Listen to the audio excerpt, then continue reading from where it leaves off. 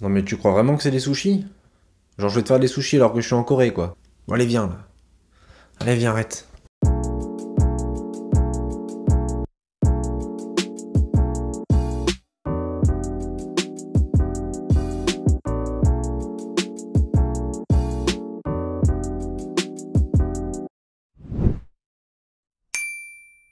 Bon alors aujourd'hui, les gimbap, c'est genre la base de la Corée. Il y en a genre partout. Là je m'arrête, je vais dehors et un vieux il mange un gimbap alors qu'il est genre 16h. Bon les kimbap qu'est-ce que c'est? En fait kimbap tout simplement c'est kim, algue et papri. Donc de l'algue et du riz. Qu'est-ce qu'on en fait? Tiens on va enrouler ça, ça va faire comme un gros maquis. Eh non, j'ai dit que c'était pas des sushis. Tu me prends pour qui là? Bah après franchement c'est hyper diversifié ce qu'ils mettent dans les gimbap, il y a vraiment plein de légumes différents, plein de poissons, plein de viande. Et c'est pour ça que tout le monde l'aime en fait. Tout le monde aime les gimbap. Et en plus, et petit bonus franchement.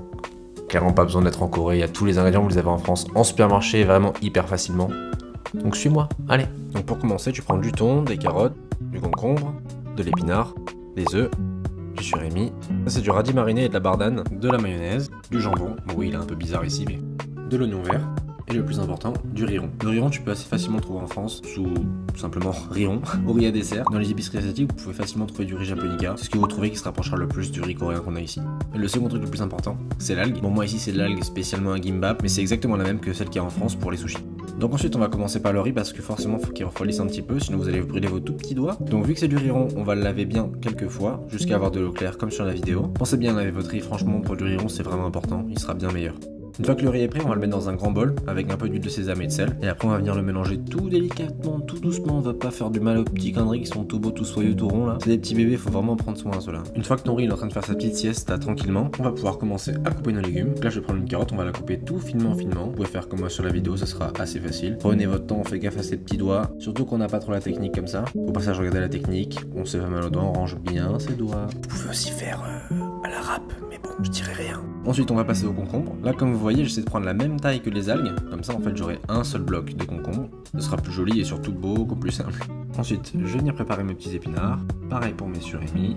En général c'est la même règle pour absolument tout, on va essayer de faire des longues bandes, histoire que ce soit le plus simple possible à mettre dans nos gimbap. On vient disposer bien gentiment sur sa grande planche tous nos légumes déjà coupés.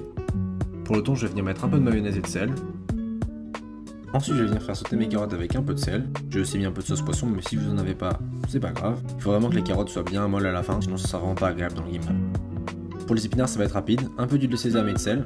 Bon les faites pas sauter trop longtemps, sinon à la fin vous allez vous retrouver avec une feuille d'épinard. Ensuite on va venir casser nos petits œufs dans la poêle. Moi ce que j'aime bien faire c'est mélanger légèrement, comme ça j'ai encore des teintes de blanc, de jaune, ça sera vraiment joli dans le gimbap. Bon là vous me voyez couper l'omelette dans la poêle, oui c'est une bonne astuce, bon la vérité c'est surtout que ma planche elle était déjà prise par des légumes, mais ça reste la même chose que les légumes, l'idée c'est de faire des longues bandes. Allez c'est le meilleur moment, maintenant tout est prêt, on met tout en place, dans les starting blocks et c'est parti.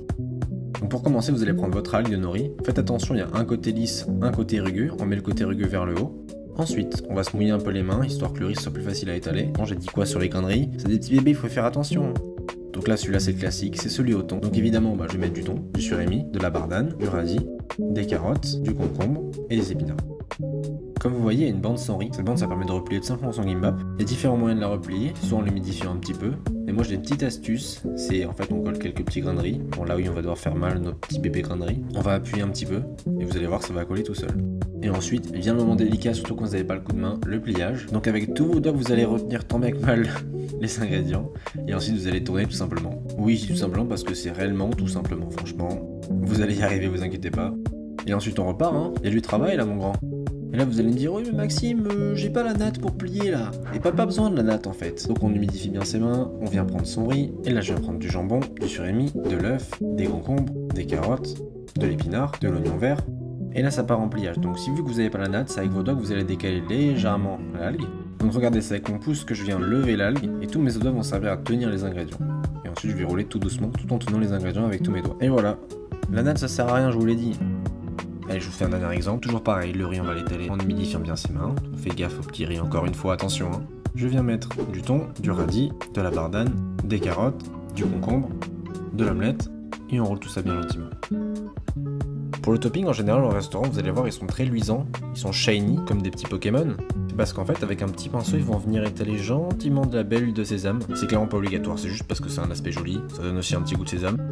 Et là c'est le dernier effort, franchement, il faut faire attention parce que vous pouvez encore tout ruiner vos petits efforts là comme ça en un petit instant là. Donc vous prenez un couteau, de préférence bien aiguisé, de préférence le plus grand possible. Et là je vous demande un truc, c'est de faire attention à vos petits doigts. Vous venez glisser la lame entre vos doigts, comme sur la vidéo, et vous venez tout doucement couper d'un coup sec histoire de pas tout aplatir. Vous pouvez humidifier légèrement votre lame, ce sera bien plus facile, vous allez voir.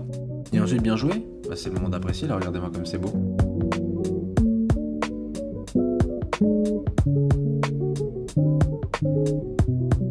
Bon, ils sont mignons ces petits Gimbap. Bon, on va les goûter. On passe ceux-là parce que ceux-là ils sont un peu trop beaux donc c'est Morgane qui va les manger. C'était trop naturel ça comme phrase. Bon, normalement ça se mange sans sauce. Ça fait toujours à bouffer hein. Bon, franchement ça régale les Gimbap. Franchement vous pouvez faire des trucs vraiment jolis. Ça fait une belle assiette, c'est joli, c'est rapide. Bon, tout est relatif rapide hein. Si vous avez la flemme de faire des pâtes, vous allez pas me faire des Gimbap hein. Bon allez, franchement ça vaut le coup. Moi je vous dis bon appétit, à bientôt et ciao ciao.